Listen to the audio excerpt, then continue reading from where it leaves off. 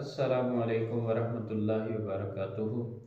सज्जनों ते मित्रों बेलियो, अज तुहानू बोर्ड के मुतलक बड़ी ज़बरदस्त असी दस रहे हैं। बोर्ड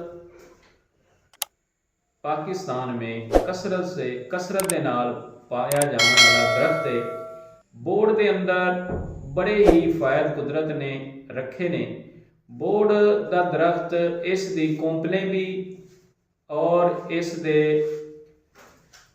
फल भी, इसका दाड़ी भी, ये सारिया चीज़ां जिहड़ियां ने कुव्वत बाग दे वास्ते और इसका खास करके दूध भी कुव्वत बाग वास्ते इस्तेमाल किया जाता है।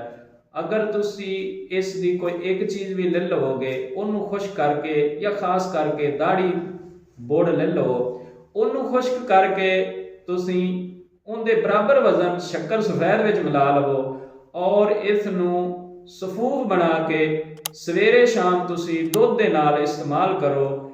इंशाअल्लाह थोड़े दिनों के विच तुहाडी खोई हुई ताकत फिर बहाल हो जाएगी।